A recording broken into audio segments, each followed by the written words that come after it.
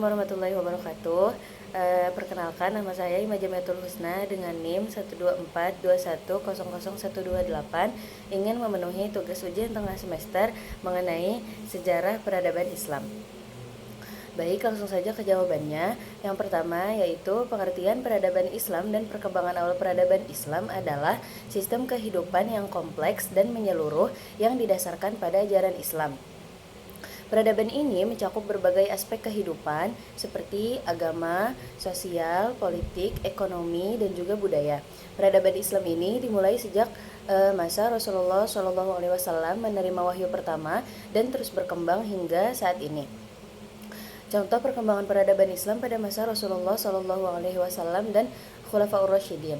Yang pertama, pada masa Rasulullah SAW, yaitu pendirian Madinah sebagai negara Islam pertama, terus penyusunan konstitusi atau Piagam Madinah, terus ada perkembangan sistem ekonomi berbasis zakat dan infak.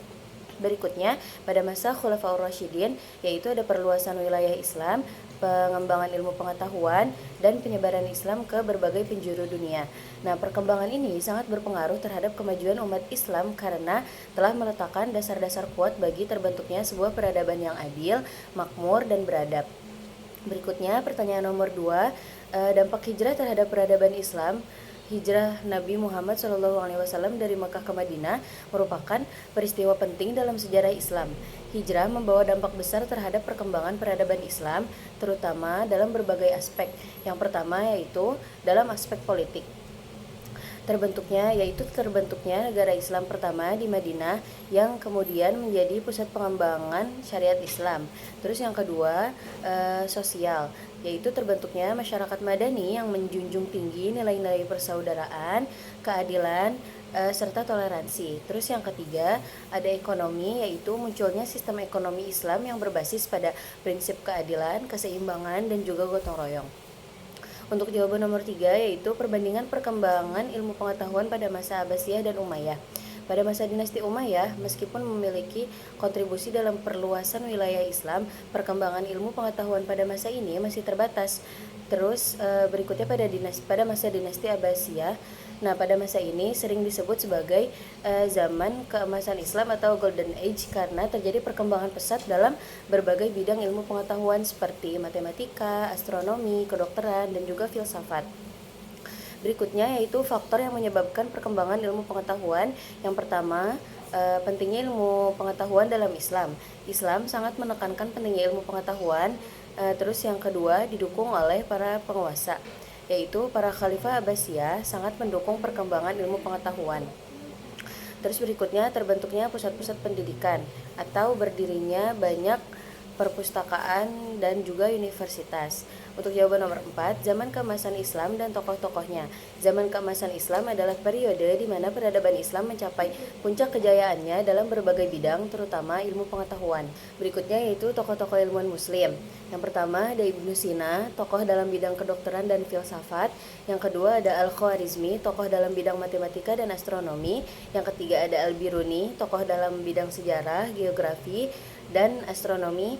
Yang terakhir ada Ibnu Batutah, penjelajah terkenal yang menjelajahi berbagai belahan dunia.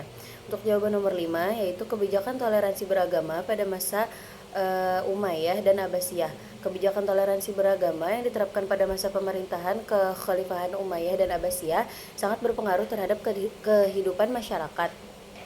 Kebijakan ini memungkinkan orang-orang non-muslim untuk bisa hidup berdampingan dengan umat Islam dalam satu negara. Contoh kebijakan dan dampaknya, yang pertama yaitu pemberian jaminan keamanan. Orang-orang non-muslim diberikan jaminan keamanan untuk menjalankan ibadah mereka. Yang kedua, kebebasan beragama. Orang-orang non-muslim diberikan kebebasan untuk menjalankan ibadah mereka.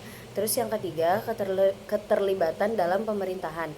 Beberapa orang non-muslim dilibatkan dalam pemerintahan. Terus berikutnya yaitu dampak positifnya, yaitu terciptanya kerukunan hidup, terjalin hubungan yang harmonis antara umat Islam dan non muslim. Terus ada perkembangan ilmu pengetahuan. terjadi pertukaran ilmu pengetahuan antara berbagai peradaban. Terus yang ketiga, penguatan ekonomi, yaitu toleransi beragama mendorong pertumbuhan ekonomi karena adanya kerjasama antar berbagai kelompok masyarakat. Baik, mungkin cukup sekian yang bisa saya sampaikan.